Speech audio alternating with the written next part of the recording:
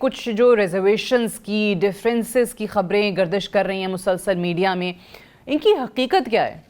नहीं जी, मैं एमक्यूएम के मरकज़ी इलेक्शन ऑफिस से बैठकर आपसे मुखातिब हूँ और इसकी कोई हकीकत नहीं है। और ये जैसे जैसे इलेक्शंस करीब आएंगे तो चीज़ें जो है उसी तरह से जो मुखालफीन हैं और तमाम लोग उस पर अपनी कयास आ रही हैं और बातें करेंगे। एमक्यूएम पाकिस्तान का हम हिस्सा हैं, खालिद मकबूल जो है वो कन्वीनर हैं और हम सब जो है वो इलेक्शन की तैयारियों में मसरूफ़ हैं और हर बात पे डिस्कशन होती है, डिफरेंसेस ऑफ ओपिनियन होती हैं। जब हम उसको फैसला करके उठते हैं तो उसके बाद उस बात को फॉलो करते हैं। तो कोई ऐसी बात नहीं है, हम सब लोग इलेक्शन की तैयारियों में बहुत ज़्यादा मसरूफ़ हैं। ठीक है, तो एमक्यूएम के अंदर दो धड़े होने की खबरें या राब्ता कमेटी को दो अलग अलग लोगों की तरफ से लीड किया जाना, या आपके कोई आप कह रहे हैं कि कामरान टिसोरी से भी कोई इख्तलाफात नहीं है? नहीं, ये किसी से कोई इख्तलाफात नहीं है और कोई ग्रुप और कोई धड़ेबंदी नहीं है। मैंने आपको बस फरमाया कि कहा कि हमारे कन्वीनर खालिद मकबूल सिद्दीकी साहब हैं और हम उनकी सरबराही में एमक्यूएम पाकिस्तान इलेक्शन की तैयारियों में बहुत ज़्यादा एग्रेसिवली जो है वो एक्टिव है और हम हर दिन के गुजरने के साथ जो है वो अपनी चीज़ों को, अपनी एक्टिविटीज़ को, अपने अवामी राब्ता मुहिम को जो है वो बढ़ाते चले जा रहे हैं। अच्छा, मुस्तफ़ा कमाल से भी बताइएगा, आप समझते हैं कि वाकई एमक्यूएम के तमाम धड़े इकट्ठे हो जाने से सियासी पोजीशन में कोई बेहतरी आई है, कुछ मुस्तहकम हुई है ये पोजीशन?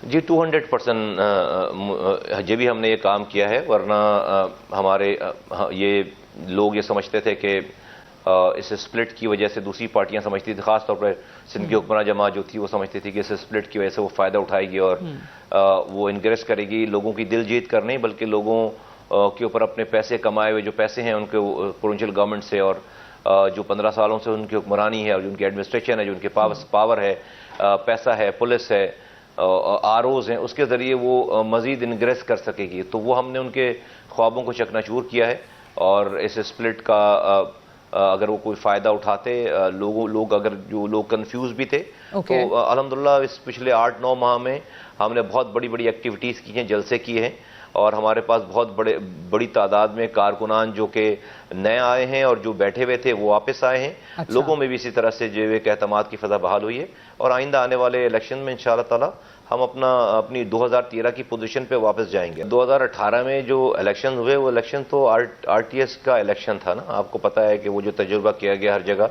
और कराची की सीटें छीनी गई हैं।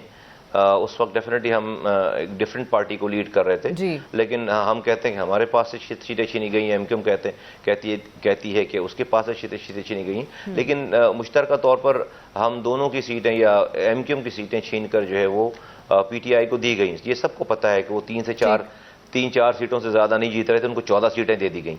तो उसका नतीजा सबने देख लिया। तो वो तो इलेक्शन ऐसे थे कि ना हारने वालों ने कबूल किया ना जीतने वालों ने कबूल किया, बल्कि जिन लोगों ने रिजल्ट दिए बाद में उन्होंने भी बता दिया कि भाई हमसे गलती हो गई।